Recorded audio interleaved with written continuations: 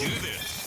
It's the Real Jonathan Smith Show on Indie Sports Ticket, 1430 AM, 93.9 HD2, and always on the free Indie Sports Ticket app. What's going on? Welcome into the Real Jonathan Smith Show here on Indie's Sports Ticket. Hopefully you had a nice weekend. I know I did. Great time watching hoops, hanging out with family. It was good. No complaints. Man, Final Four is set. We got Colts news today. Pacers still trying to grab that fourth seed in the Eastern Conference. So a ton of stuff for us to get to today. We're going to start with the Indianapolis Colts. The NFL draft is 25 days away.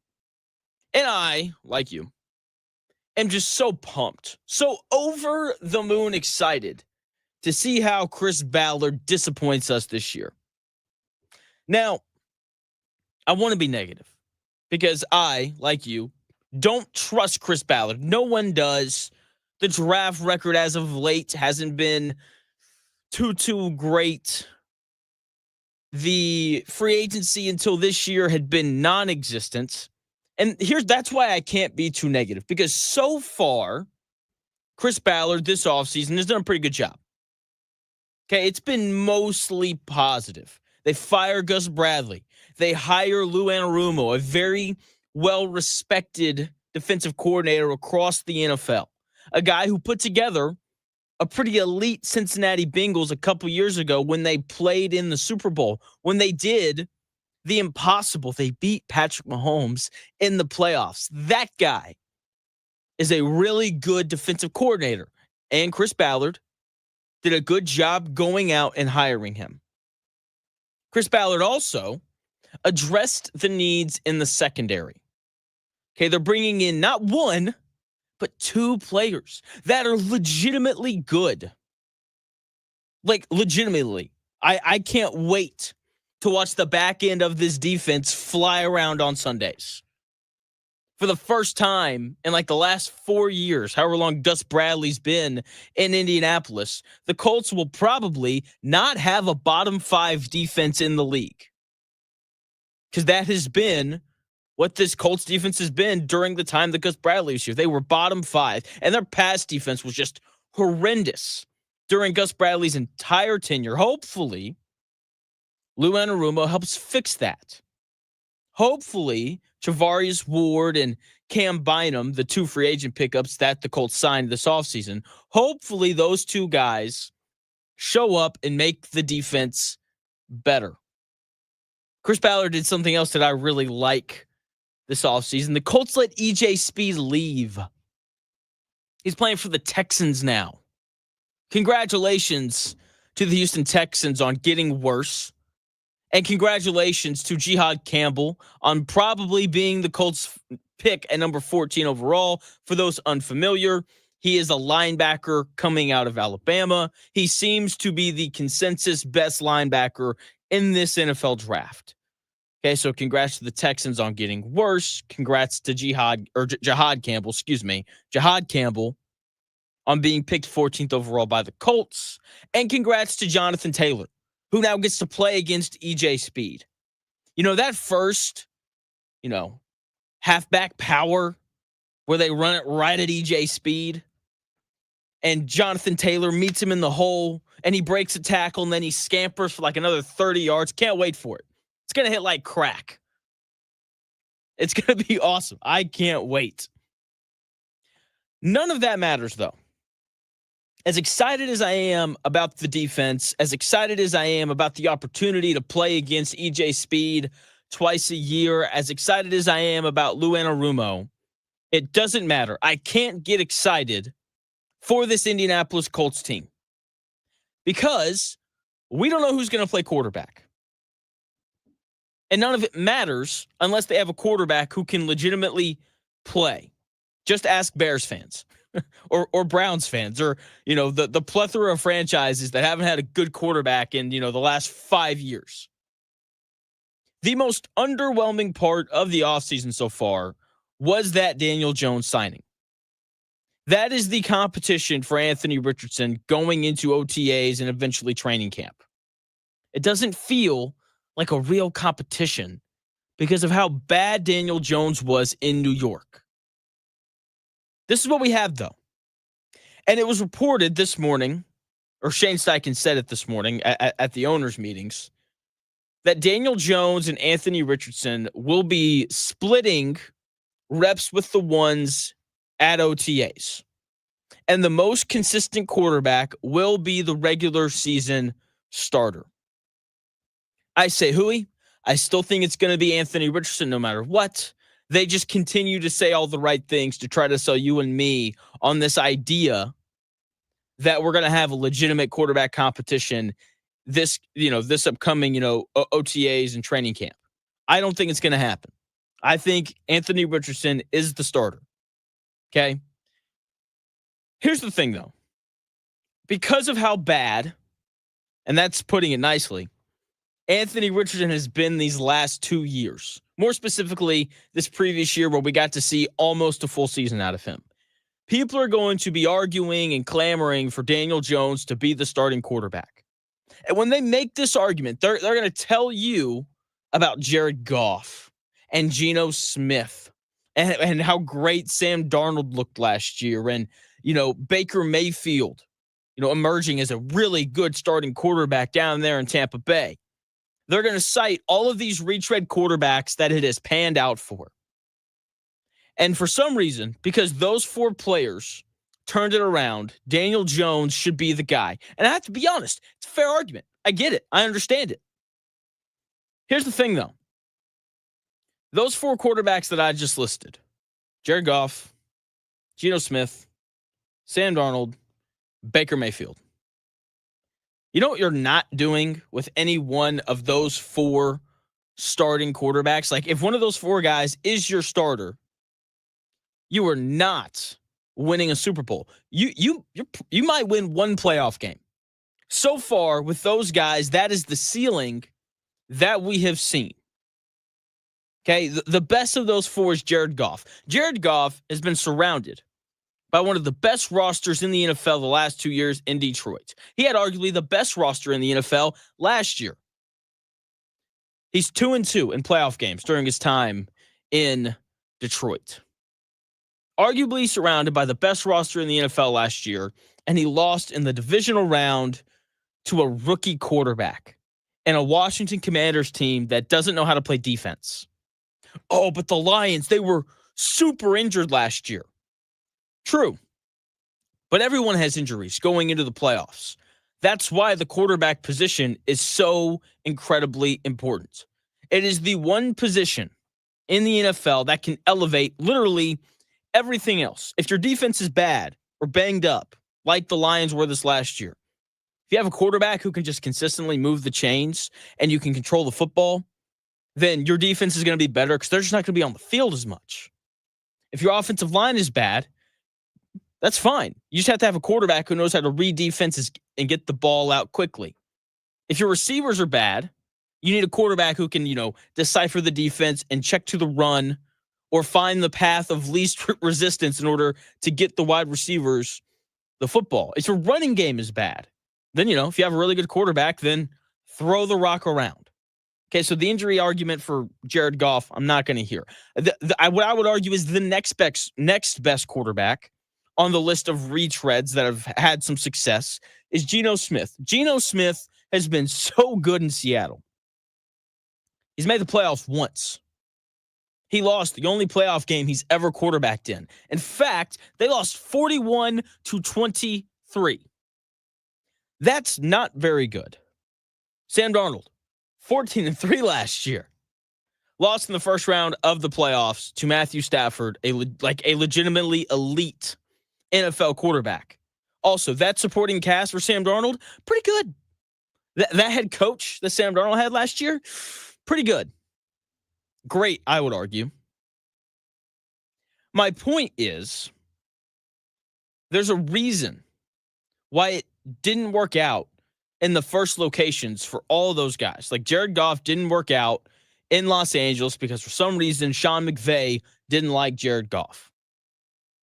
The Browns, for some reason, didn't want to keep Baker Mayfield around. I think they knew that he was pretty limited, and we've continued to see that during his time in Tampa Bay. He's won one playoff game He's 1-2. Like the only thing that Baker Mayfield has done is win arguably the worst division in football twice. I think the Browns knew. They looked at Baker Mayfield. They're like, you know what? We're not winning big with this dude. Let's go get a guy in Deshaun Watson who we might be able to win big with. That backfired in the worst way possible. Okay? Geno Smith benched in New York because he just didn't have it. Bounced around the league as a backup quarterback. There's a reason for that. And Daniel Jones might come here to Indianapolis and look like a starting caliber quarterback. And I make that argument because Shane Steichen is going to be his head coach. And Shane Steichen made Gardner Minshew look like a starting caliber quarterback 2 years ago. And then Gardner Minshew went to Las Vegas, and they're like, oh, wow, this guy is terrible. We're paying him $11 million a year, and we probably overpaid him. Okay? So if Daniel Jones shows up, and he has a good OTAs, and he has a good training camp, and he has, 3 possessions in the preseason where he leads touchdown drives, and everyone gets all excited, just remember that there's a reason why the Giants didn't want to bring him back. There's a reason that despite the Giants paying him $40 million a year, they benched him for Tommy DeVito. If he was a Super Bowl level quarterback, which is really all that I'm interested in, just like if, Jared Goff, Geno Smith, Baker Mayfield, and Sam Darnold were Super Bowl level quarterbacks, he wouldn't have been let go by the team that drafted him. Brian Daboll, really smart. Like that guy is a good offensive mind, won a lot of games in Buffalo as the offensive coordinator. He's such a good coach that he actually won a playoff game with Daniel Jones. He let him go for a reason. Okay, if Daniel Jones comes here and he's named the starter, we're going to deal with the exact same things that the Minnesota Vikings dealt with last year. What was the early conversation around Sam Darnold? Everyone kept wondering when he was going to turn into a pumpkin. When is he going to revert back to the mean? When is the clock going to strike midnight and he starts throwing a bunch of interceptions again? That was the narrative around Sam Darnold for most of the season. And if Daniel Jones comes here and he is the starting quarterback, and if he plays well, which first and foremost, I don't think he's going to be the starting quarterback. And if he is, I don't think he's going to play well. If Daniel Jones is the starter, those will be the exact same questions. And let's say things work out. Let's say Daniel Jones has a really good regular season. The end result's still going to be the same. It'll be a first-round playoff exit because Daniel Jones simply is not an elite quarterback. Anthony Richardson needs to be the starter because of the potential. The other thing about Anthony Richardson and Daniel Jones is one way or the other, the Colts are going to have the worst starting quarterback in the AFC South.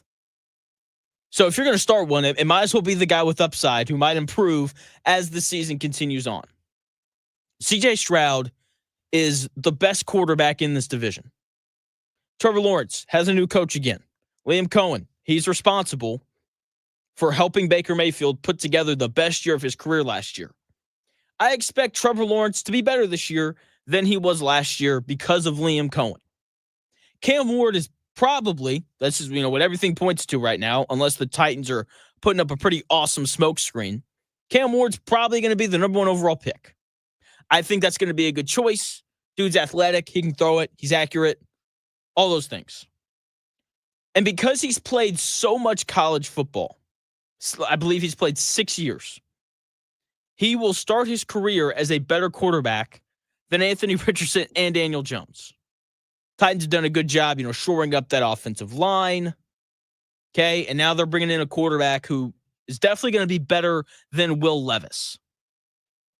I think the Colts are going to lose games no matter what they do this year because their quarterback options just aren't good enough.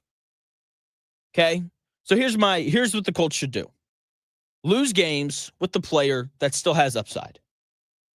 That's what they should do. That feels like the only way that this season's going to go. This Colts team's going to go 7-10, 6-11. Maybe they get back to 8-9. Maybe they can win the last game of the season and start 2026 undefeated. That'd be great. but lose games with the guy who might actually develop into something worth having, not Daniel freaking Jones. And guess what? If Anthony Richardson doesn't develop, let's say he has another year where he completes 48% of his passes, then, instead of 6-11 or 7-10, you're going to go 3-14 and be in prime position to draft, Archie Manning or Nico Iamaleava. Those seem like those are going to be the top two quarterbacks coming out in this next year's NFL draft. Okay. So go with that. Let's not waste our time with Daniel Jones.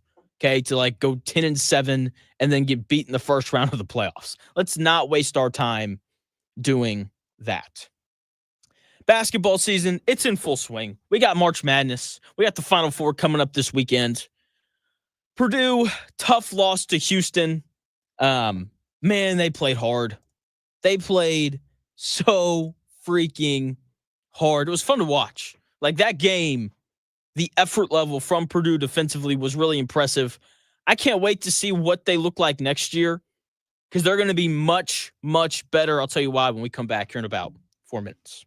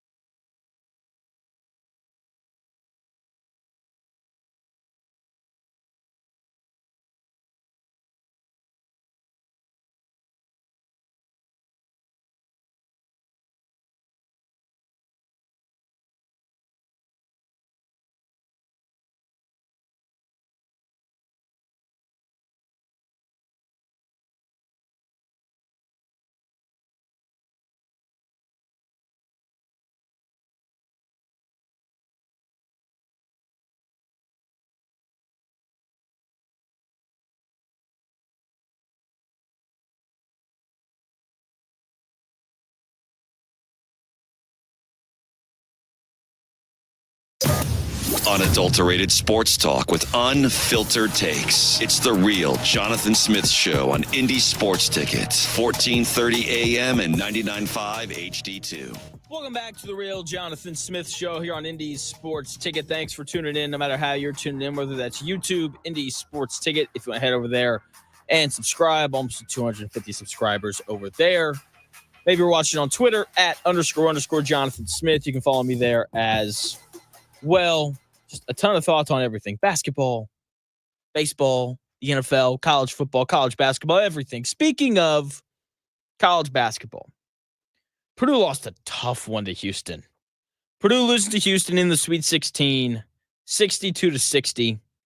Houston called a beautiful baseline out of bounds play to win that game. Okay?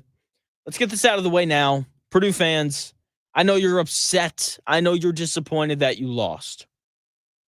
But on that final Houston possession, that was not an offensive foul. Braden Smith clearly flopped. Okay? He did. He flopped. All right? Outside of that play, I thought that Purdue played really well. That play was soft. Like, I don't expect that from Braden Smith, but it was soft. It was. It just don't flop. Okay? Like, just play normal defense. Outside of that play, though, outside of that, display of softness, Purdue was very impressive. They played much better than I thought they would. Houston did exactly what I think you and I really expected for them to do. They forced the ball out of Braden Smith's hands. Every time Purdue set a ball screen for Braden Smith, they doubled him.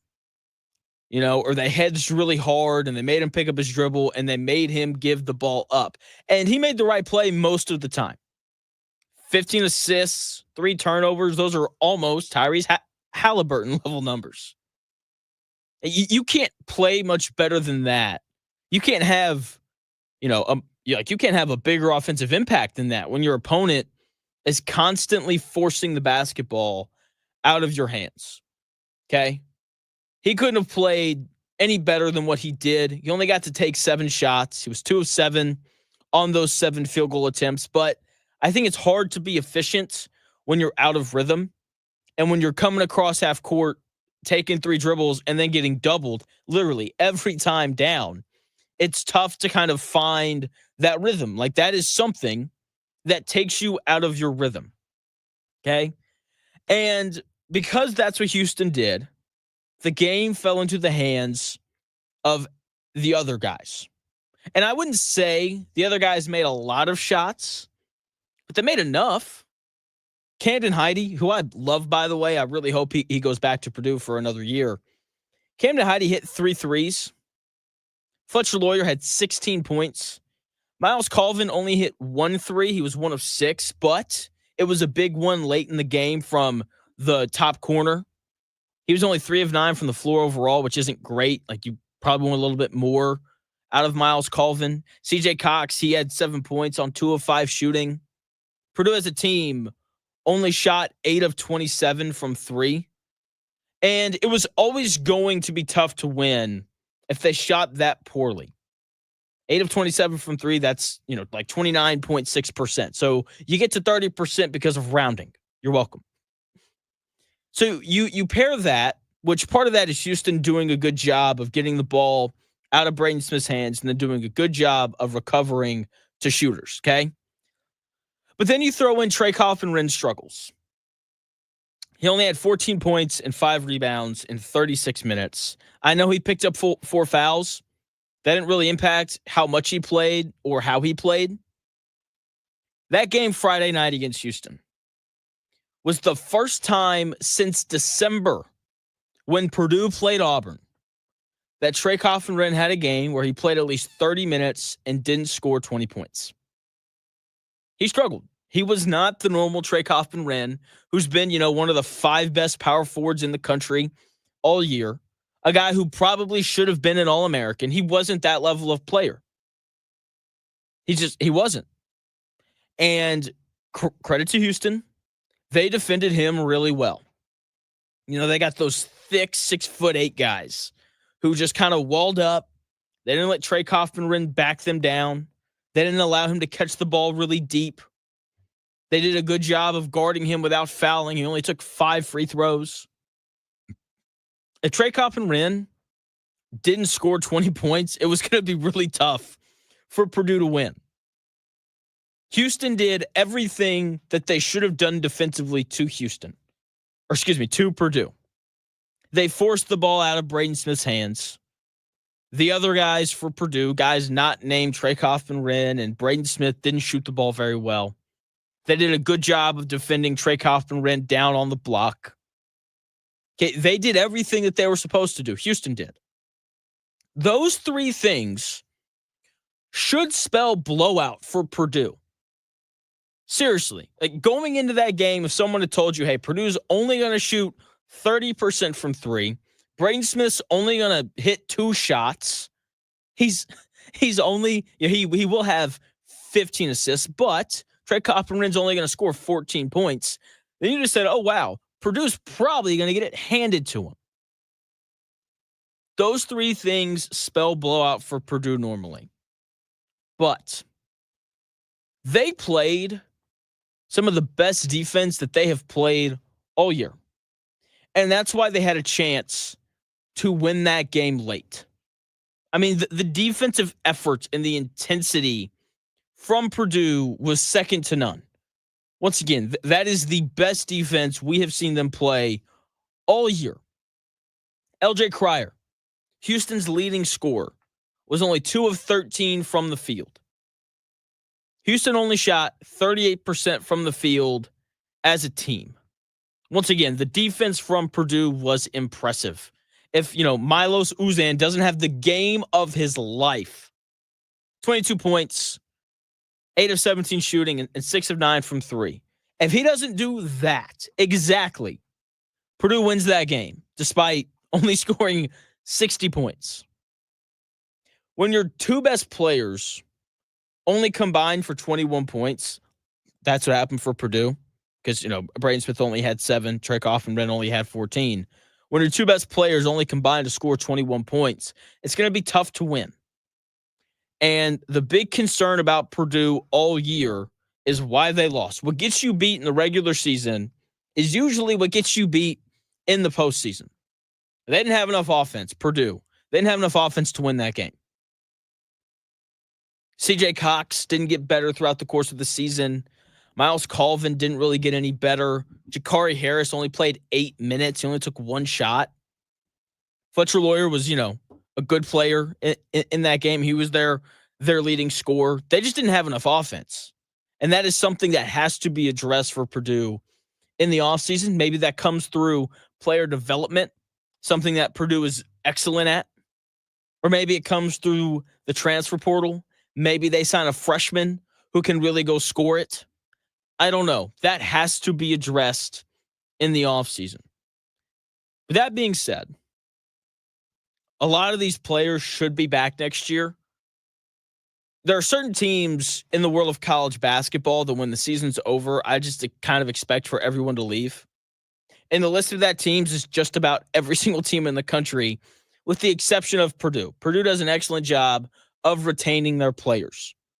And so far, only 2 players for Purdue have entered the transfer portal. Will Berg, who needs to leave, and Brian Waddell, a guy who I don't think played a minute or a real minute of basketball all year this year for Purdue. Those are the only 2 guys in the portal so far leaving Purdue.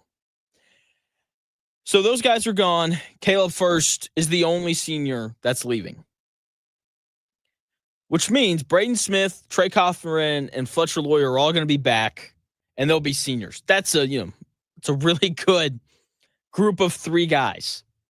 Okay, all 3 of those guys can play. They all have a ton of experience. Braden Smith might be the best point guard in the country. I don't know. The more I watch Walter Clayton Jr., the more inclined I am to think that Walter Clayton Jr. is the best point guard in the country. But, we can have that debate later. Camden Heide and Miles Colvin, I think those guys are going to come back. They'll be juniors next year. Hopefully, Miles Colvin comes back a little more consistent. Hopefully, he can do more than catch and shoot and cut and finish at the rim. Hopefully, he can, handle the basketball and do more than just catch and shoot and cut. Hopefully Camden Heide shoots the ball well all year and doesn't just magically start shooting the ball better in, late February, early March. So those two guys, I'm assuming, will be back next year. Camden Heide, I'd be surprised if he left. Miles Colvin, I wouldn't be surprised if he left. Daniel Jacobson should be back next year. The big 7'2" freshman who was clearly going to be a very important part of this Purdue team, a guy who was, who can score on the block, a guy who can really block shots, right, and do multiple things that Purdue really needed. Okay, like they didn't block shots very well this year, and they needed another guy who could score. And Daniel Jacobson is a guy who can block shots and can score and can rebound. Okay, so hopefully he stays healthy next year. Once again, I'm assuming he's going to come back. Jakari Harris and CJ Cox, I think will both be back, especially CJ Cox. If they are, I expect them both to come back better as sophomores. I think that's especially CJ Cox. I really like his game. He can clearly shoot it. I think he's a good defender. Hopefully they let him handle the basketball a little bit more next year because I do think that that's kind of the next step for him. Okay, so they're going to bring a lot of dudes back. They do need transfers, though. They need size. That is imperative for them to be good next year. Like, they have to have that. Okay, they've already contacted multiple players. They need another guard. They need a Lance Jones type because I don't think the Coach Painter wants to play Braden Smith 40 minutes of every single game next year. I don't think that he wants to do that. Like that is a lot of minutes on a small guard. So I'm very intrigued to see who they bring in. I think their needs are once again pretty obvious. Size and, a Lance Jones type player who can really defend, shoot, and handle the basketball. Okay. I don't know who those players are. There's, 7 million players in the transfer portal already. Once they commit, I'll figure out who they are, and I promise I will tell you all about it right here on The Real Jonathan Smith Show. Okay, so I'm excited. Depending on what Purdue does in the portal, if they were the preseason number 1 ranked team in the country next year, I would not be surprised in the slightest because they're bringing a ton back, and they just need a player or two, and they'll be a legitimate Final Four threat early next season. Speaking of the Final Four, it is set. Look, I don't know how you don't pick Duke to win the whole thing at this point. They just look unstoppable. They look better than everyone else, and I don't really think it's close. And when people say that, it usually means that it is close. So Duke is the best team left. They've been playing like it as well. I've got a ranking of the 4 Final Four teams. Only the second time ever that all 4 1 seeds have made it to the Final Four. We're going to get fantastic games. I cannot wait. My thoughts on the Final Four when we come back here in about 4 minutes.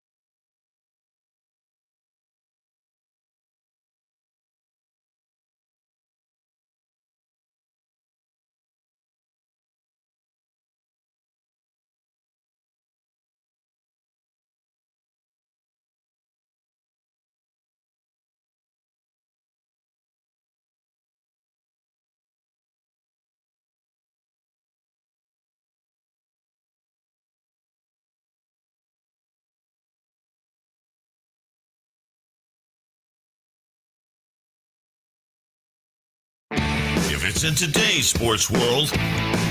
It's here. The real Jonathan Smith Show on Indy Sports Ticket 1430 AM, 93.9 HD2, and always on the free Indy Sports Ticket app. What's going on? Welcome back to the real Jonathan Smith Show here on Indy's Sports Ticket. You can listen to the show on YouTube, Indy Sports Ticket, if you want to head over there and subscribe. You can also watch the show on Twitter, __ Jonathan Smith, if you want to follow me there. You can also download that Indy Sports Ticket app so you can listen to not only my show, but also the Dan Dockett Show from noon to 3 every day, Monday through Friday, right here. Or you can just listen 14:30 a.m. in and around Indianapolis. Final Four. It's set. My wife's happy because she's like, Jonathan, how many games left until we're done with college basketball? The answer, 3.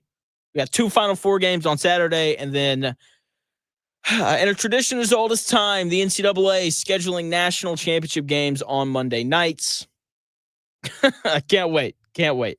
So, Duke, they are the best team remaining, and they are playing better than anyone else right now. They could have sleptwalked to the Final Four. They beat Mount St. Mary's by 44 in the first round of the NCAA tournament. Second round, they played Baylor. They're a former Blue Devil, Jeremy Roach. Yeah, beat him by 23. Just absolutely put it on him. Then they beat Arizona by 7. But they controlled most of that game. Arizona's biggest lead was 5. That came with about 5 minutes. That came about 5 minutes into the game. And then Duke took the lead, and they just never gave it back. They led by 19 at one point.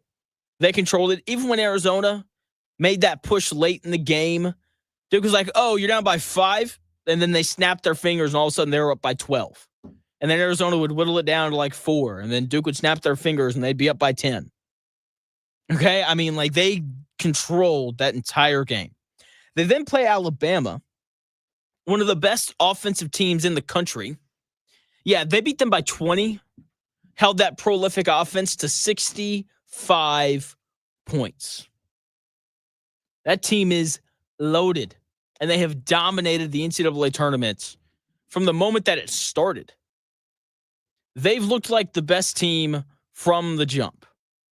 They passed the airport test, and by that I mean if you saw them in the airport, you'd be like, yeah, that's a basketball team. They're big. They're long. They can shoot. They are an excellent defensive team because of all that size, length, and athleticism. If you pick them in your bracket, you feel pretty good. Not only because they've just looked awesome, but they also have the best player in the country. That is who Cooper Flagg is. He is the best player in all of college basketball. He's going to be the number 1 overall pick. He is 6'9". He impacts the game in every way possible. He hits open threes.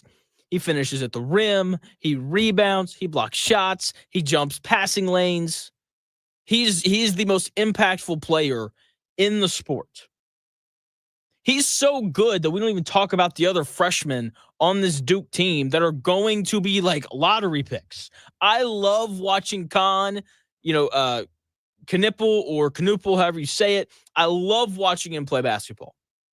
He's a 6'7" point guard. He is smart. He's patient. He can shoot it. The older players on this Duke roster have a ton of experience, and they're playing better than anyone else that's in the Final Four. They look straight up unbeatable right now. So I picked Duke before the tournament started to win the whole thing, and I still feel pretty great about that. Now, Houston, that's who Duke's going to play in that first round or in that Final Four game on Saturday. Aside from their game against Tennessee, Houston's looked pretty beatable. They look, I think, the most beatable of all the teams to make the Final Four. They beat Purdue by 2 because Milos Uzan was 6 of 9 from 3, just had the game of his life. Against Gonzaga, they beat them because they, as a team, shot 50% from 3. Those are 2 outlier performances. I don't think Houston's going to shoot 50% from 3 again in either the Final Four or if they beat Duke in the national championship game. I also don't think Uzan's going to shoot 6 of 9 from 3 again in a game. Their game against Tennessee is the only game that I felt like they legitimately played well. And, they defended out of their minds in that game, but part of that is because Tennessee doesn't have any on-ball creators. Like, Duke has a ton of them. So, Tennessee, I think, is an easier team to defend. Houston didn't score a ton of points because the pace was slow, but I thought their offense looked better in that game against Tennessee, who's obviously a very good defensive team. LJ Cryer got going. He had 17 points. Sharp hit a few big threes late when, Tennessee cut it down to 8, and then Sharp was like, let me hit 2 threes real quick and just put you guys to bed. I do think, though, that despite the shooting and the defense, they've looked the most beatable. They're short. Now, I'm not going to say that they're small because all their big men are like 250 pounds, but they are small. I'm very intrigued to see how they deal with Duke's size and length, because every guy that Duke's going to run out there, Duke's going to have the 3 tallest guys on the floor at all times. So very intrigued to kind of see how Houston deals with them in the Final Four, but I do think Houston looks the most beatable of the 4 teams. Florida, they haven't looked much better than Houston. Come out in the first round, they crushed Norfolk State. They barely beat UConn. And honestly, if UConn could make an open 3 late, UConn wins that game. Okay, so there's this combination of them beating UConn because UConn didn't make open shots, and Walter Clayton Jr. got hot late. So they end up winning that game because Walter Clayton Jr. just kind of put on the cape and went to work. Then they play Maryland in the Sweet 16. They're only up by 2 points at halftime because they just played really sloppy. They kept turning the basketball over and just wasn't good. They fixed that in the second half, and they just cruise, right? They ended up winning that game by, I think, 17 or 18 points, whatever it ended up being. That's the best game that they've played. Then they play Texas Tech, and they didn't play well. They're down by 10, 5.5 minutes left. It's like, is Texas Tech really going to make the Final Four? And then we get just this amazing 5.5 minutes from Walter Clayton Jr. And it was, when that stretch ended, I was just like, you know what? Braden Smith cannot do what Walter Clayton Jr. just did. Walter Clayton Jr. might just be the best point guard in college basketball. He scored or assisted on 19 of Florida's final 23 points. The only, points he didn't score or assist on were 4 free throws late when Texas Tech was fouling, trying to extend the game. He put on the cape and was like, we are not going to lose. I'm going to hit a couple ridiculous threes. Okay, when Tech has to commit multiple bodies to me, I'm going to find the open guy, and they're going to hit the shot. I mean, it was just incredible. He's had to be Superman twice, though, which he is clearly more than capable of. Once again, he might be the best point guard in college basketball. Florida's clearly talented. All 4 of these teams are, right? I'm not convinced that they're playing their best basketball as a team right now.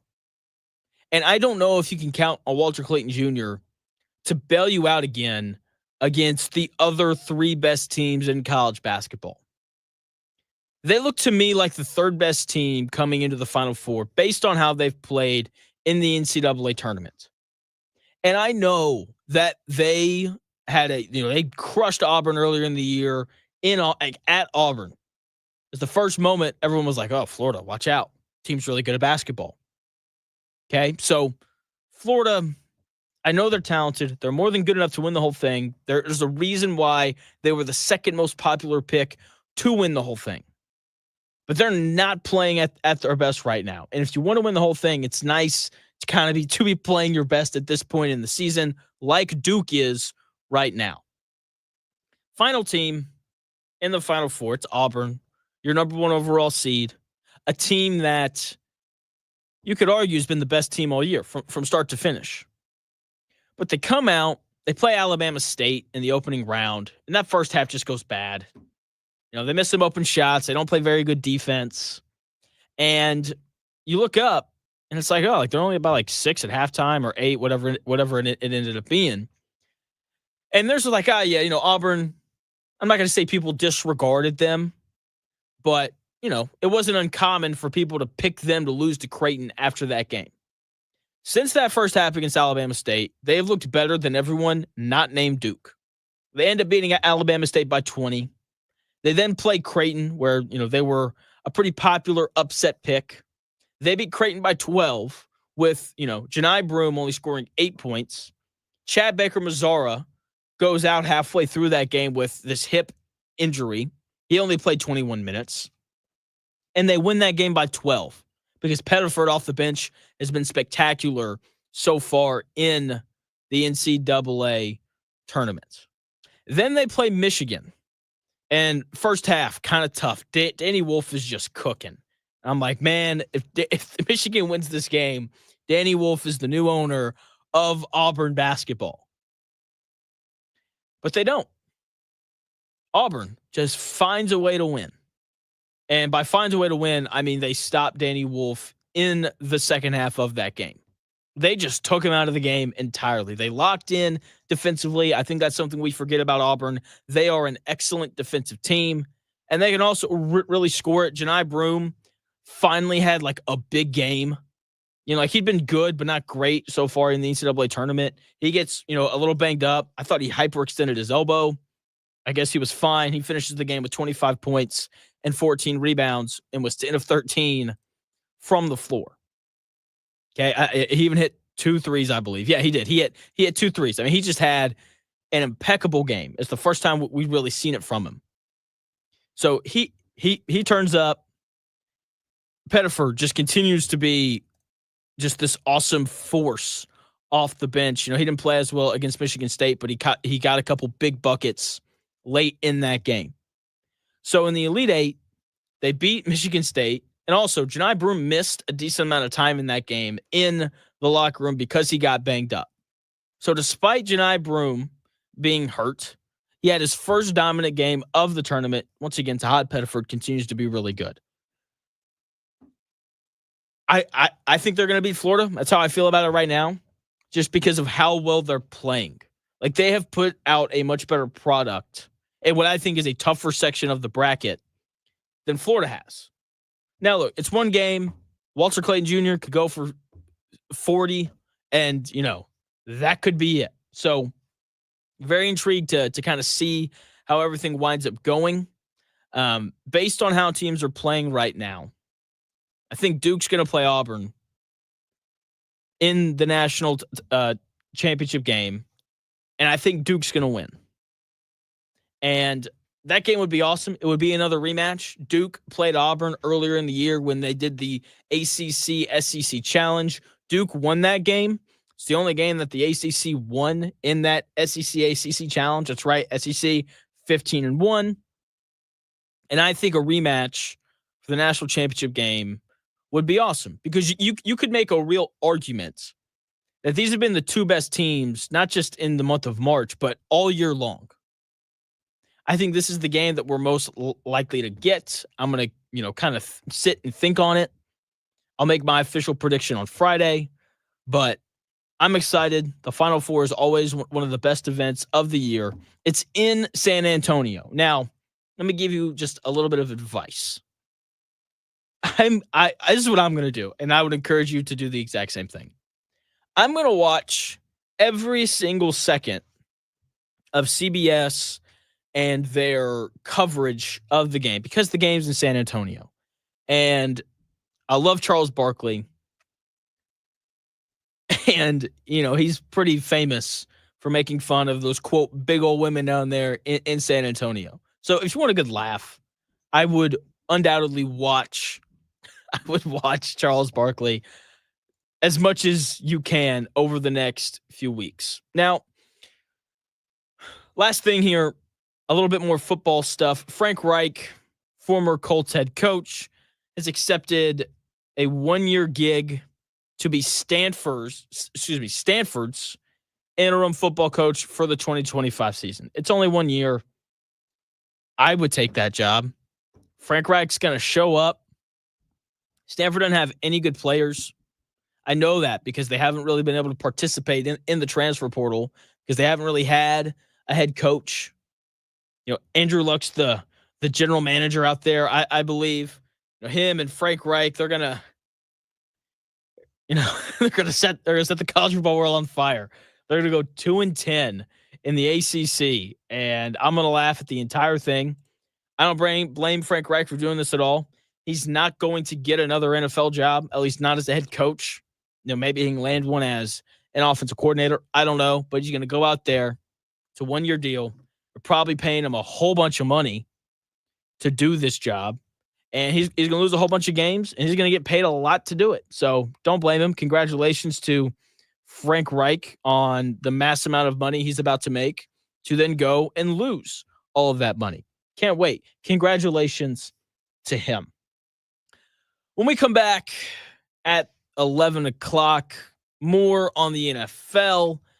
There's a very specific player who hasn't signed yet. And, this was a guy who I think Colts fans would have been excited if the Colts had signed him. They're not going to sign him. I can tell you that, undoubtedly. I'm so glad that they aren't because this dude he's just been nothing but a problem for the last decade. No, decade's probably a bit much. For the last 5, 6, or 7 years. And I am so glad the Colts did not sign this guy because all he would have done was bring more problems and more baggage with him whenever he arrived. So when we come back here in about 4 minutes or so, I'm going to tell you who that player is and where I think he's going to sign. All that coming your way here in about 4 minutes.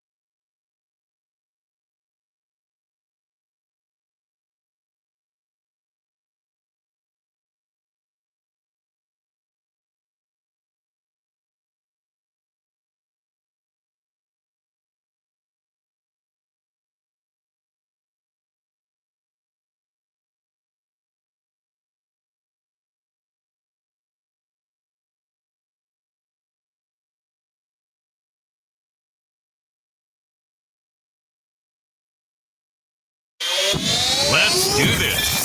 It's the Real Jonathan Smith Show on Indy Sports Ticket, 1430 AM, 93.9 HD2, and always on the free Indy Sports Ticket app.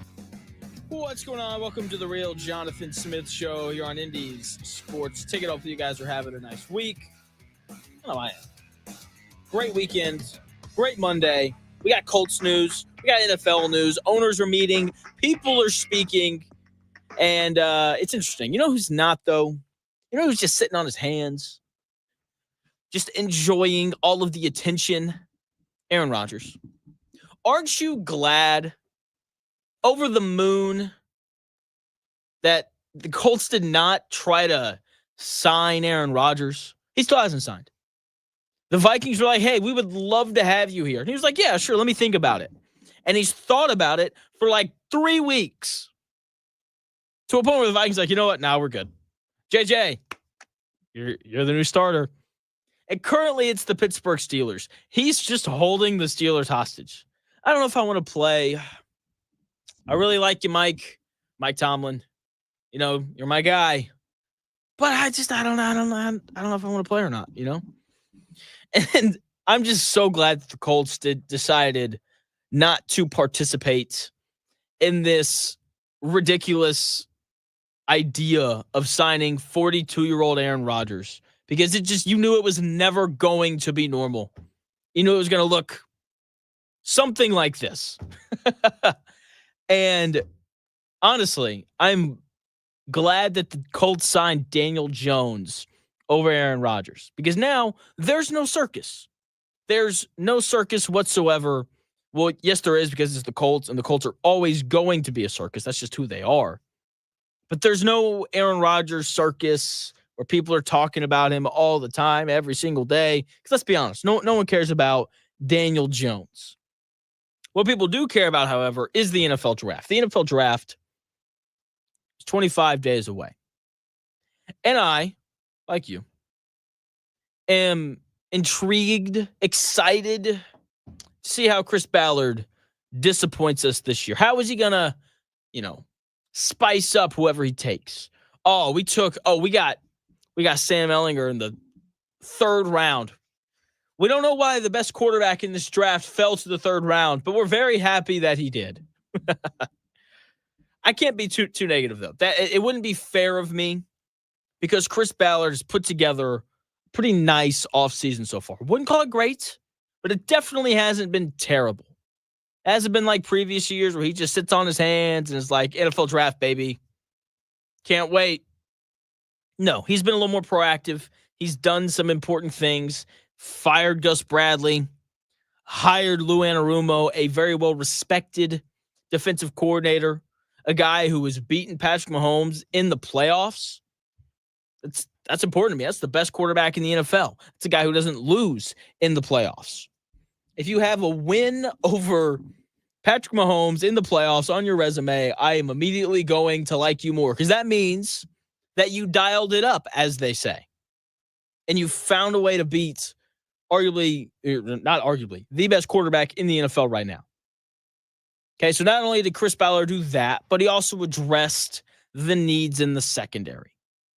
Okay, they're bringing in 2 players that are legitimately good. Like 2 players, you can go to Football Reference, you can read through their numbers, and you'll be like, oh, wow, like that dude's pretty good. Which is nice. That's not a normal Chris Ballard thing. Normally it's like, this guy's got a lot of potential. And then that's really it. Okay, like Travarius Ward, Cam Bynum, those guys are going to make the secondary better. So those 2 guys, plus Lou Anarumo, hopefully equals not a bottom 5 passing defense again. Because the Colts have had, like a bottom 5 passing defense the last 2 years. It's been pitiful. It's been awful on the back end of that defense. We are no longer relying on Nick Cross to make big plays. Nick Cross is a fine NFL player. But if he's the best player in your secondary, problematic. It is. Okay? So very excited to see what Travarius Ward and Cam Bynum, how they make this defense better. Another move that I like that the Colts didn't make. They didn't re-sign EJ Speed. He left. He's going to Houston. He's going to play for the Texans. Congratulations to the Houston Texans on getting worse. Congratulations to Jahad Campbell on being the Colt selection with the 14th overall pick in this year's NFL draft. If you're unfamiliar, Jahad Campbell is a linebacker coming out of the University of Alabama. He seems to be the consensus best linebacker in the NFL draft, according to everybody. Okay, so this defense, I'm hoping, should be much better. The hope is that, Leatu Latu comes back and he can really rush the passer, and, Samson Abukum, he's going to come back from that Achilles injury. He won't be as good as he was. I'll be very surprised if he is, but the defense should hopefully be better between the offseason acquisitions, Jahad Campbell probably being that 14th overall pick, and Lou Anarumo being the new defensive coordinator for your Indianapolis Colts. And as exciting as all of that is, none of it matters because the Colts currently don't have a quarterback that anybody has any sort of trust in whatsoever. That's the reality of it. The most underwhelming part of the Colts offseason has been the Daniel Jones signing. Chris Ballard standing up at the podium. We need competition. Heard it all year, all offseason. Competition, competition, competition. We're going to have competition in camp. We're going to have somebody to come in and compete with Anthony Richardson. Iron sharpens iron. Ba, ba, ba, ba, ba. On and on and on. It's great.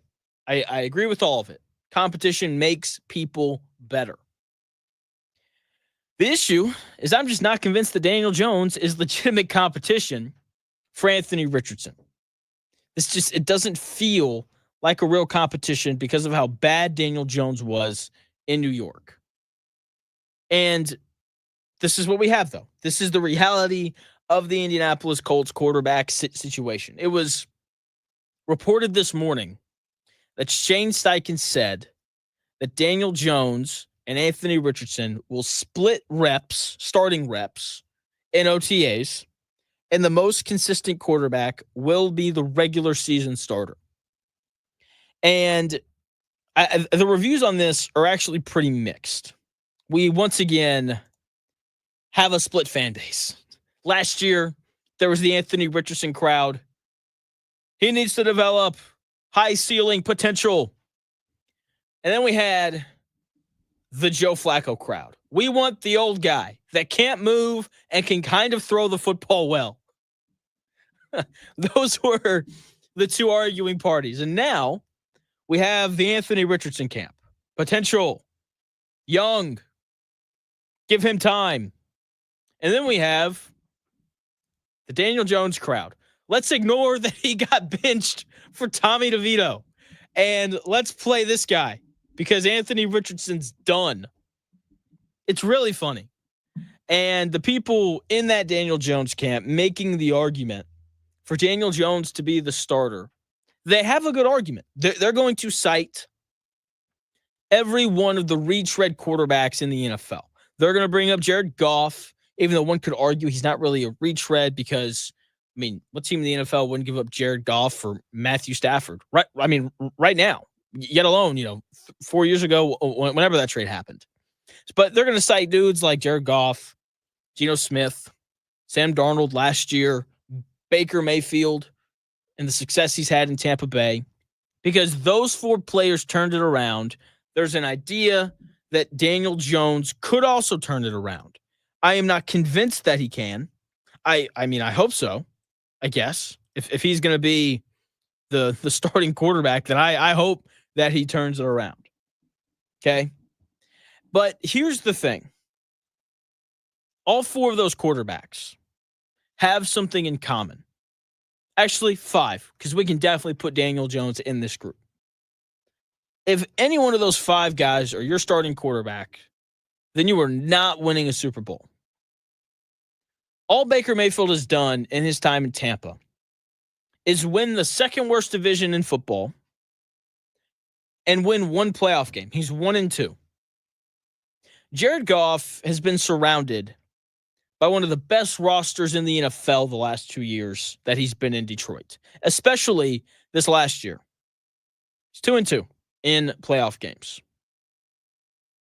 He was surrounded by arguably the best roster in the NFL last year, and he lost in the divisional round to a rookie quarterback. And it wasn't just that the roster was good. He's got Ben Johnson, the new golden boy of the NFL, calling plays for him, and the defensive coordinator was really good. He's the head coach of the New York Jets now, and I know what you're saying. Lions were injured. Lions were banged up. Here's the very simple reality of the NFL. Everyone, except for the Eagles this year, is injured going into the playoffs. It's why the quarterback position is so important. It is the only position in football that can elevate everything else. If your defense is bad, or in the Lions' case, if your defense is incredibly injured, if you just have a quarterback who can move the chains and control the ball, then that relieves the pressure off your defense. If your offensive line is bad, but you have, a very athletic quarterback who can extend plays, or if you have a smart quarterback, think Peyton Manning, Tom Brady, who know how to get the football out of their hands quickly, then you can compensate for a bad offensive line. If your receivers are bad, then you need a quarterback who knows how to check to the run and knows how to kind of get guys open pre-snap. If your running game's bad, throw the football more. Like, quarterbacks have the ability to elevate every single position, which becomes very obvious in the playoffs because teams are so banged up. Geno Smith, to keep working through these retread quarterbacks, Geno Smith has been excellent in Seattle. He's made the playoffs once, and he lost that playoff game, 41-23. Sam Darnold was 14-3 this last year and lost in the first round of the playoffs to Matthew Stafford, a legitimately elite quarterback in the NFL. And once again, Sam Darnold was surrounded by excellent receivers, and he had an excellent head coach in Kevin O'Connell. My point, and why I bring all this up, is there's a reason why it didn't work out in all these quarterbacks' first location. Daniel Jones might come into Indianapolis and look like a starting caliber quarterback. It really wouldn't surprise me. Like, if he beat Anthony Richardson out, which would surprise me, if he was the week 1 starter, I don't think if he becomes a starter at all, I don't think it'll happen until Anthony Richardson gets hurt, because that's just the track record that we have with Anthony Richardson. For Daniel Jones, if he comes in, if he's named the starter and he looks good, it won't be surprising, because Gardner Minshew did that 2 years ago. Say what you want about Shane Steichen. Dude's not a bad coach. I think he's solid. And my argument is, he had Gardner Minshew here. Gardner Minshew almost got us to the playoffs. He then leaves, goes to the Raiders, and gets benched for Aiden O'Connell and Desmond Ridder. Okay, so if Daniel Jones comes in and finds success, that memory will be in the back of my head. And we will ask the exact same question about Daniel Jones that we asked about Sam Darnold. When's he going to turn back into a pumpkin? When is the clock going to strike midnight? Those will be the questions around Daniel Jones, just like they were around Sam Darnold. Okay? If Daniel Jones is the starter and if he plays well, again, I don't think he's going to be the starter. If he is, I don't think he's going to play well. Those will be the questions. And the result will be the same. Maybe the Colts go 10-7 and they make the playoffs, and where they will lose in the first round, if they even get there. I think Anthony Richardson is going to be the starter. He should be. The potential is clearly there. And if he develops, you can win a Super Bowl with him. Like, that is his ceiling. Okay, the talent is off the charts. He can run. He can throw the ball, a million yards. Okay, like the dude is just a physical freak. If you could just figure out the accuracy, you're going to have one of the 5 best quarterbacks in the NFL. Those aren't my words. Those are the words of Tony Dungy. When you're in the AFC and you have to go through the gauntlet of Joe Burrow, Josh Allen, Patrick Mahomes, Lamar Jackson, you better have a freaking dude playing quarterback for you. And Anthony Richardson has the potential to be that. The other thing or another reason I think to give Anthony Richardson the nod as the starting quarterback is you're going to have the worst quarterback in your division this year. And if you're going to start the worst quarterback in your division, it might as well be the guy with a ton of upside who can potentially get better as the season progresses. Like, we know who Daniel Jones is. He's not going to get any better than what he is right now. CJ Stroud's the best quarterback in your division. Trevor Lawrence has a new coach again. Liam Cohen, partially responsible for Baker Mayfield putting up the best numbers of his career last year. I expect for Trevor Lawrence to be better because Liam Cohen is going to be his head coach. Cam Ward, he's going to be the number 1 overall pick. I think he's going to be excellent. Chances are, because he's played so much college football, that he's going to start his career as a better quarterback than Anthony Richardson and Daniel Jones. I think the Colts are going to lose games no matter what they do this year because their quarterback options simply are not good enough. So lose games with the guy who still has upside. Lose games with the guy where if he develops, then, if you're Chris Ballard and Shane Steichen, you can hold on to your job for another year. And if he doesn't, then you go 3-14 and you draft Archie Manning or Nico Iamaleava or Drew Aller or whoever you want to draft in the 2026 NFL draft. And I know they need to win right now because Chris Ballard and Shane Steichen could get fired. Yeah, we said the same thing last year. And they're still coaching. All that matters is that the Colts start the 2026 season undefeated. If they do that, then, good old Jim Irsay probably won't care. Speaking of caring, the NBA season is something that I care about deeply. Love the NBA. Love watching it. Tried to watch Rockets Thunder last night. It was just an absolute drubbing. Kevin Durant sprained his ankle, probably his last game in a Phoenix Suns uniform. But the Pacers, they're still going strong. They're trying to earn that fourth seed.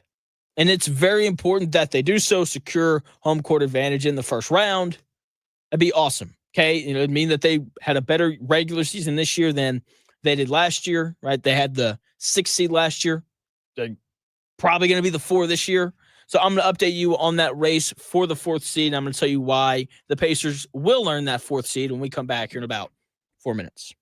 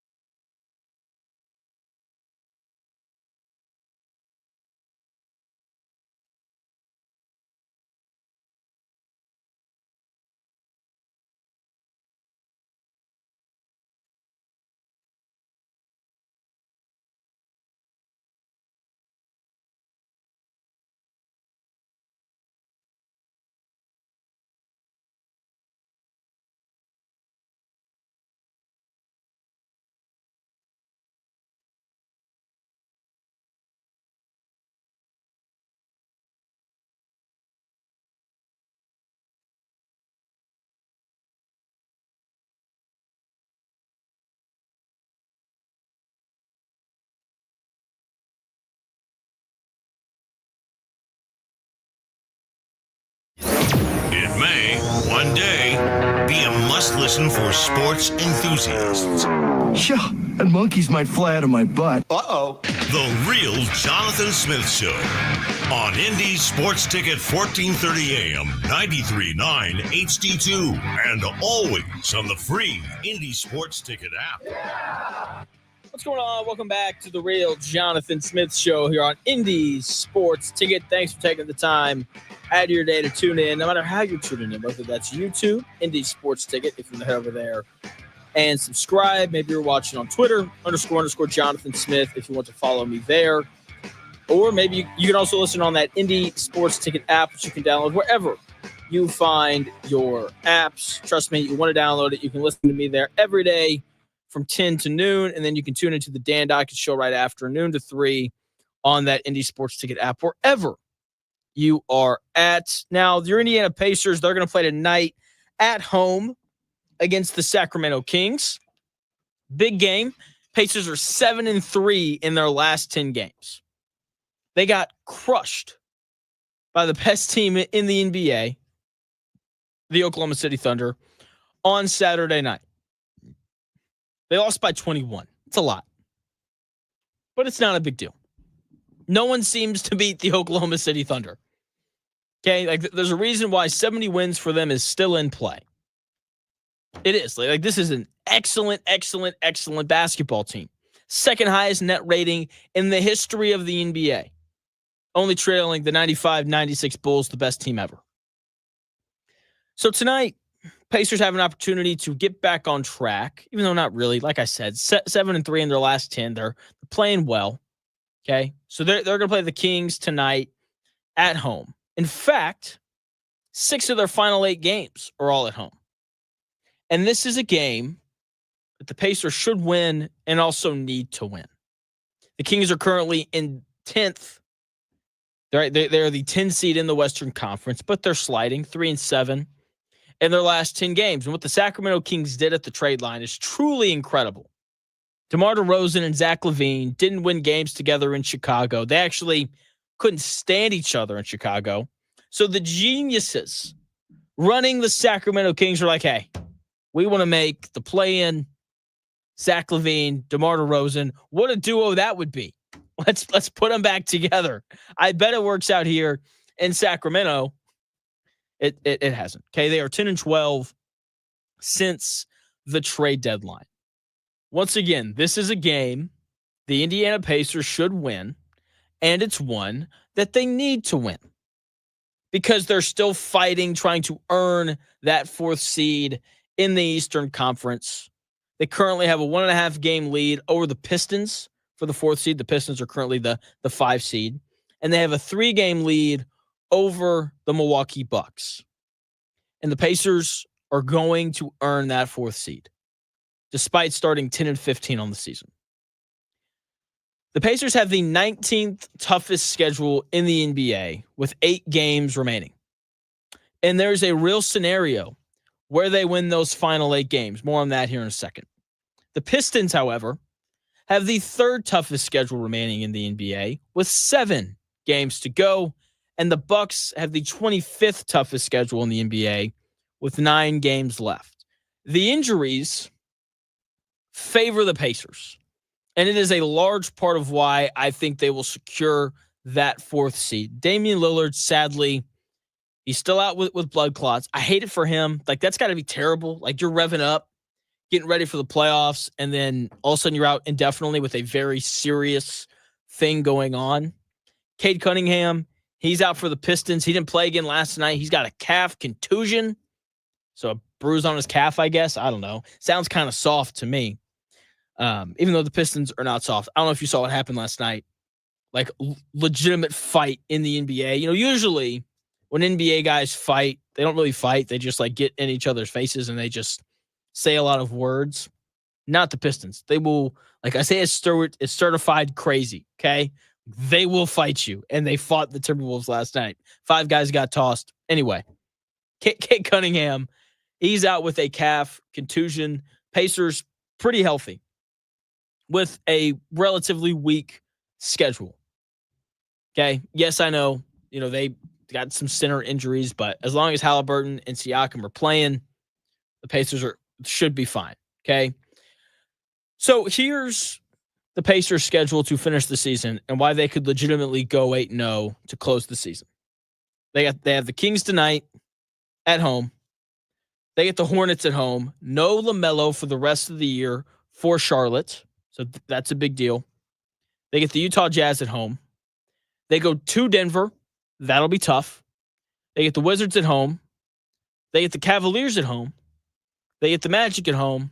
And then they get the Cavaliers on the road for game 82.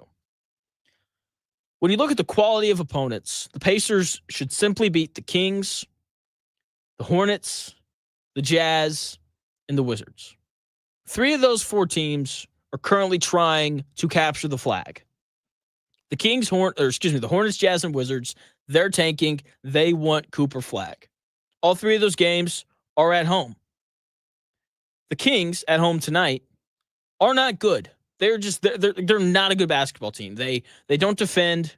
Too many cooks in the kitchen when it comes to who's going to run the offense and all those things. And honestly, their cooks aren't even that good. Okay?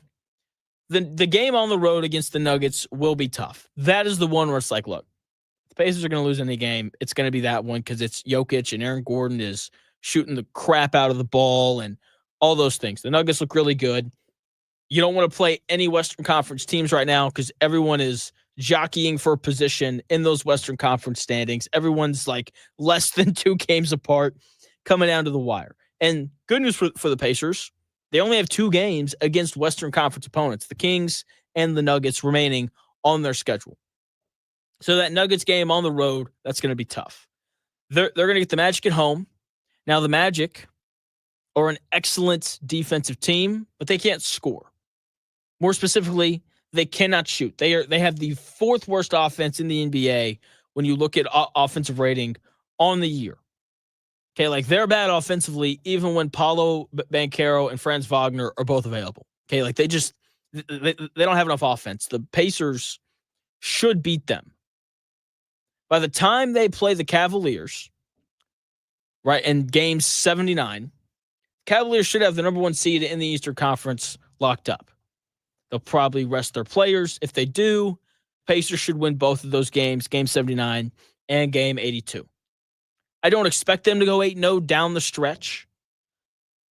But if they did, I wouldn't be surprised. I'm kind of expecting more of like 6-2. They lose to Denver, and then they slip up in one of those easy games because that's just who the Pacers have been these last 2 years now. Either way, I do expect for them to earn that 4th seed, which will be incredibly impressive, considering that they started the season 10-15, right? To be able to battle all the way back and earn home court advantage in the first round is a testament to how good of a team this Indiana Pacers team is.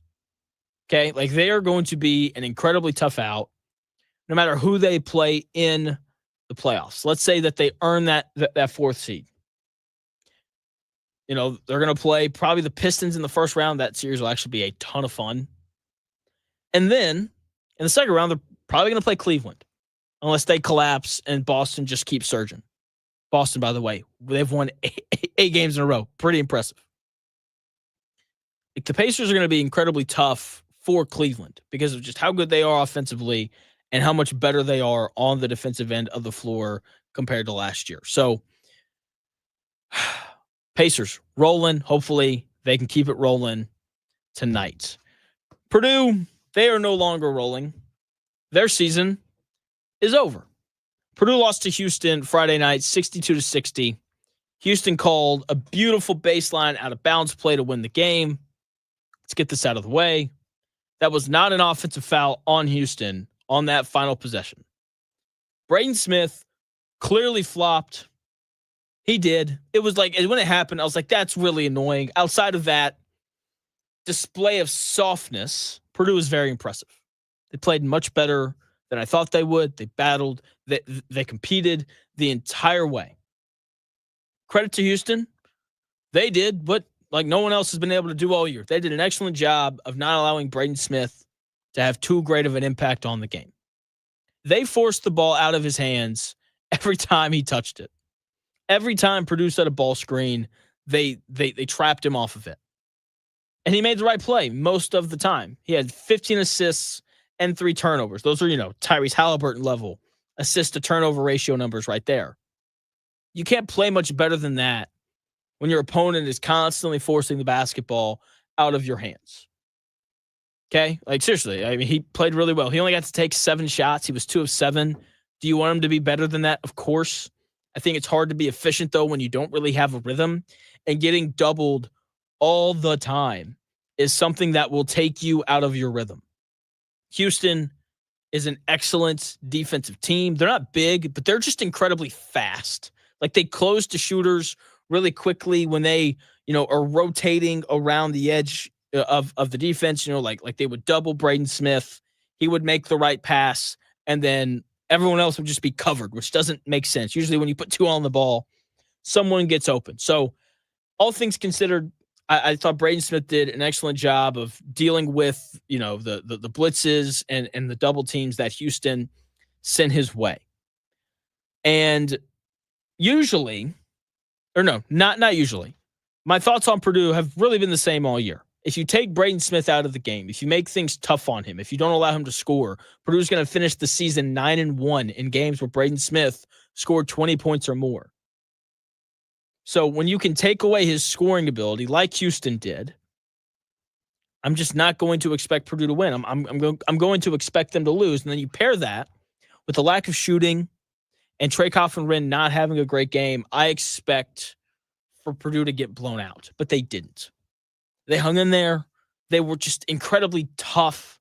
And proud of them isn't the right word. That sounds weird for me to say that I'm proud of Purdue. But they were just impressive. The way that they fought, the way that they battled, that is the best defense that they've played all year in that game against Houston. The issue is the offense. And I'm going to highlight those issues when we come back here in about 4 minutes.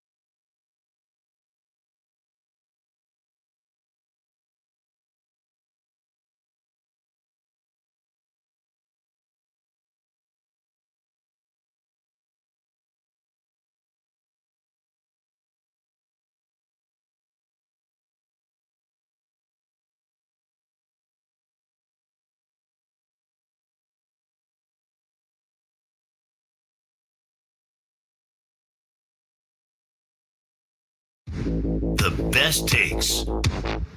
Maybe. The Real Jonathan Smith Show on Indy Sports Ticket 1430 AM, 93.9 HD2, and always on the free Indy Sports Ticket app. What's going on? Welcome back to the Real Jonathan Smith Show here on Indy's Sports Ticket. Hopefully you've had a nice weekend. Hopefully you're rolling into Monday nice and easy. Purdue, they're rolling into the offseason because they could not beat Houston despite honestly playing a pretty good game. Houston did, I think, exactly what I think everyone kind of expected for them to do. They forced the ball out of Braden Smith's hands as much as they could. They didn't let him get going in terms of his ability to shoot the basketball. I mean, they just, really kind of made him a non-factor. And because they did that, everything then falls to the other guys. It's the reality of it. Everything else then goes to can Camden Heide and Miles Colvin and CJ Cox and Fletcher Lawyer. Can those guys make shots? And they made some shots. I wouldn't say the other guys, so players not named Braden Smith or Trey Coffin-Wren, I wouldn't say they made a lot of shots, but I would say that they made enough. Camden Heide hit 3 threes. Fletcher Lawyer had 16 points. He was actually their leading scorer. Miles Colvin, he had a big 3 late, but just wasn't super efficient. 3 of 9 from the floor, 1 of 6 from 3. CJ Cox had, 7 points on 2 of 5 shooting. Purdue, as a team, only shot 8 of 27 from 3. So, look, when you lose by 2, you made enough shots, but they didn't make a ton of them. And it was always going to be hard for Purdue to win if they shot that poorly. So you have Braden Smith, pretty, great, passing the ball.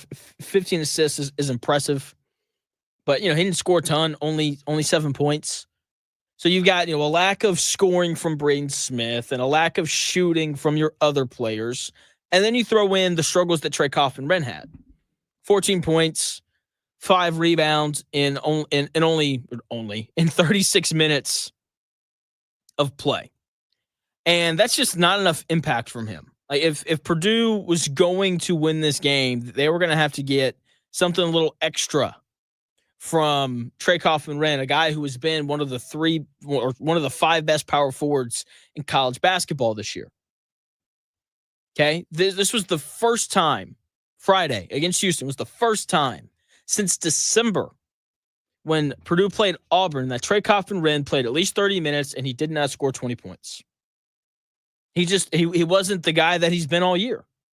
Now, give credit to Houston. They defended him exceptionally well. Their big guys walled up, being 6'8", 240 helps with that. Walled up. They didn't let Trey Coffin-Wren back them down. They didn't let him catch the ball super deep. He only took 5 free throws, so they did an excellent job of defending him without fouling.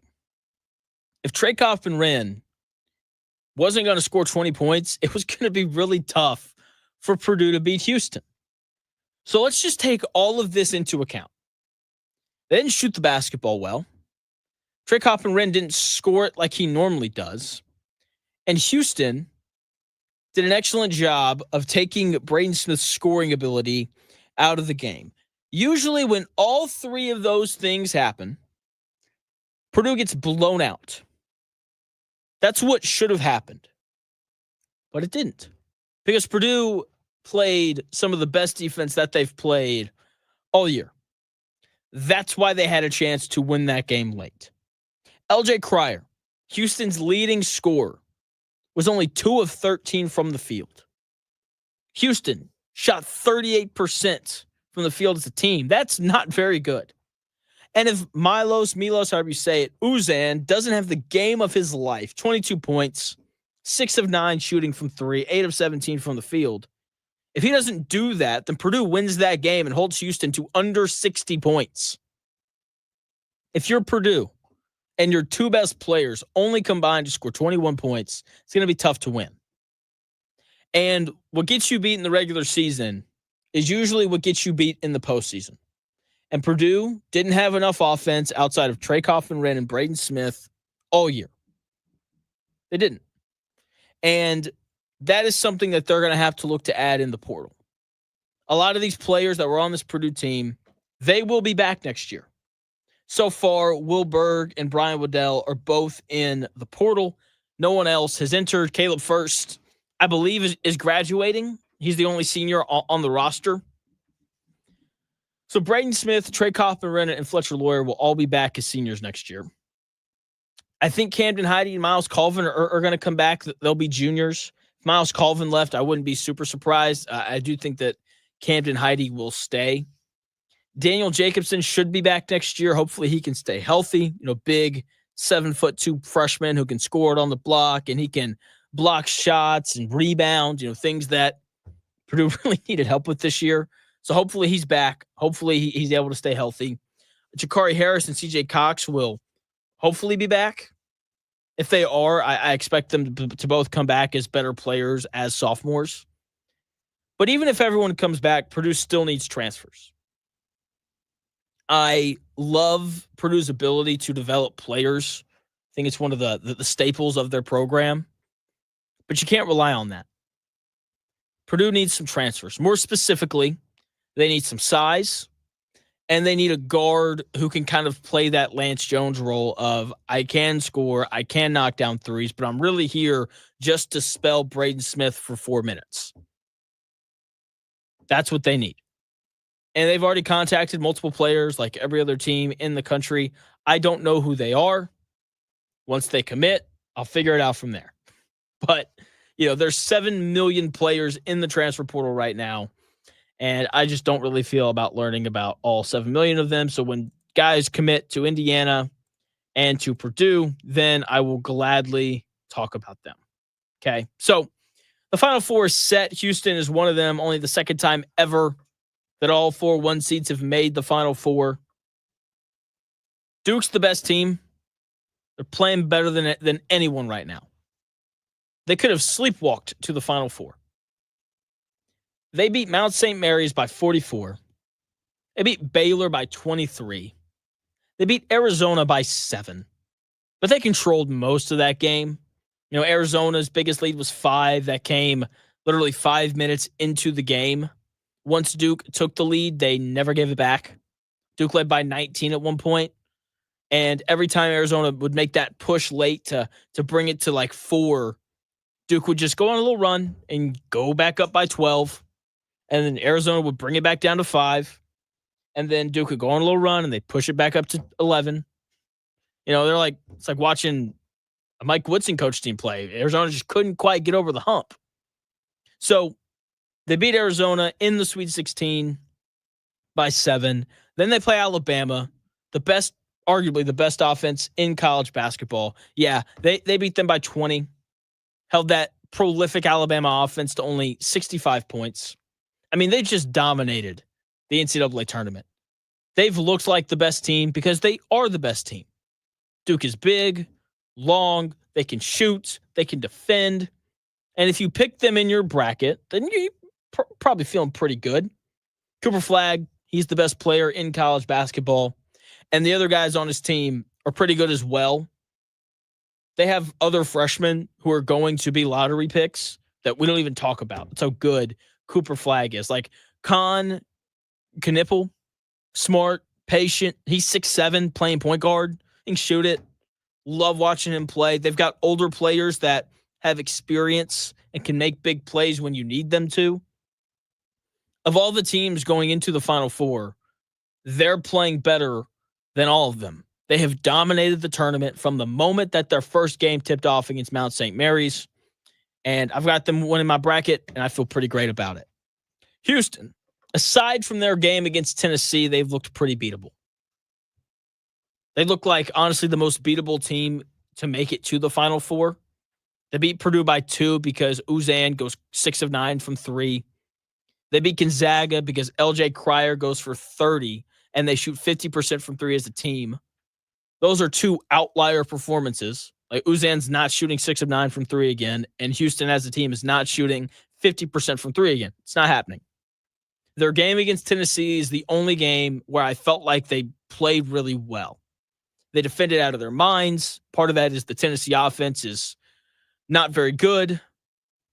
Okay, they didn't score a ton of points. That's because they play at a slow pace. I thought their offense was much better in that game, though, than it had been against Purdue and against Gonzaga. Okay, so LJ Cryer, he got it going, 17 points. Sharp hits a few big threes late to kind of close out that game. But of the Final Four teams, which all teams are exceptional, like don't get me wrong here, they just look the most beatable of all of the teams entering into the Final Four. Okay, Florida, they haven't looked much better than Houston. I think they're more talented than Houston, but they haven't played much better. They crushed Norfolk State. They barely beat UConn. Honestly, if UConn makes a couple wide open threes late, Florida doesn't even make the Sweet 16. So they needed UConn to go cold. And Walter Clayton Jr. just went crazy at the end of that game. He hits two ridiculous pull-up three-pointers going right, and that was kind of it. Then they play Maryland, only up by 2 at the half because they were just sloppy, turning the basketball over way too much. They end up fixing that in the second half, and they cruised. That's the best game that they played. Like that was a great half of basketball from Florida, that second half against Maryland. Then they play Texas Tech, and they once again don't play well. They're down by 10, 5.5 minutes left. And Walter Clayton Jr. is just like, okay, let me just put the Superman cape on real quick. And he just goes crazy. He scored or assisted on 19 of Florida's final 23 points. And he just made every play. Hit a couple ridiculous threes. When Texas Tech showed him extra bodies, he made the right pass. And he's had to be Superman twice now in order for Florida to get here. And he's clearly more than capable of doing that. He might just be the best point guard in the country. Love Braden Smith, but he's not doing what Walter Clayton Jr. did in those final 5.5 minutes against a really good Texas Tech team.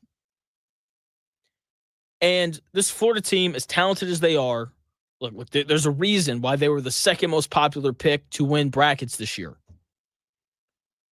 I just don't know if Walter Clayton Jr. can bail you out against the other three best teams in college basketball. With the way that they've played, they look like the third best team entering the Final Four. Now, when they're playing at their best, they can beat any one of the other 3 1 seeds, undoubtedly. But they're not playing their best basketball right now. Auburn had a bad half against Alabama State to open the NCAA tournament. From the second half of that game on, they look better than everyone not named Duke. They ended up beating Alabama State by 20. They then played Creighton. They were a pretty popular upset pick in that game. They end up beating Creighton by 12 with Janai Broome only scoring 8 points and Chad Baker-Mazara going out with an injury halfway through that game. He only played 21 minutes. Todd Pettiford was awesome in that game. He's a large part of why they won.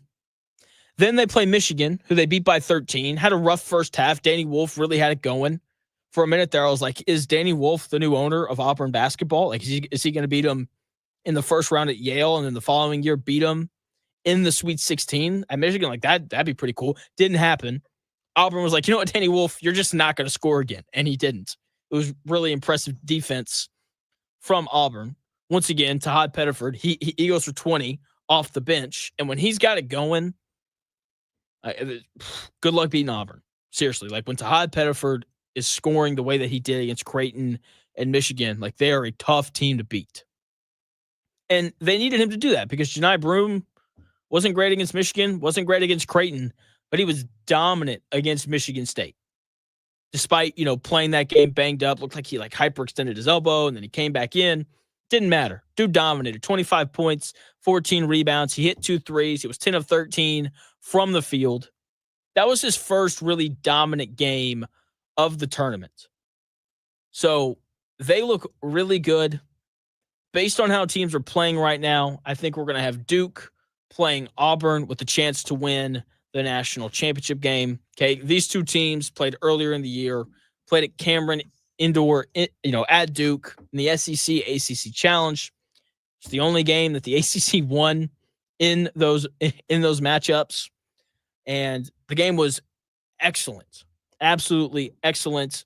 A rematch, I think, would be pretty perfect, honestly, for the national championship game, based on how you could make a legitimate argument that they have been the two best teams in college basketball all year, with the way that Duke just kind of ran through everybody. Auburn was, known as the consensus best team in the country pretty early on in the year. They've got all these quad one wins. Duke doesn't, but I mean, the talent when you watch them play just kind of jumps off the page. Once again, they just kind of cruised through the ACC. They ended up winning the ACC tournament with Cooper Flagg not playing because I still can't, what he did to his ankle. The fact that he's playing right now is still beyond me, but that is my current prediction. It might change. I'll probably make my official prediction on Friday, because when you get a week off, to prep and get ready for people, I tend to kind of lean towards who are the better coaches, because when you have this many days to get your team ready, I think that we really see the importance and the impact of coaching within the sport. Speaking of coaching, Coach Dockich, Dan Dockich, he's going to be on the air coming up here in about 5 minutes. He'll be on from noon to 3 today. It's going to be a great show, because it's always a great show when Dan hops on the air. That's going to do it for me here on The Real Jonathan Smith Show. I'll be back tomorrow from 10 to noon. Pacers play tonight. I'm sure I'll have thoughts on that game as the NBA season comes to an end. We'll continue to talk college basketball. Transfer portal is happening. If anyone commits to IU or Purdue, I promise we will talk about it right here. Colts, they're probably going to say something stupid in the next 24 hours. We'll talk about that right here as well. This has been The Real Jonathan Smith Show. I'll talk to you tomorrow starting at 10 a.m.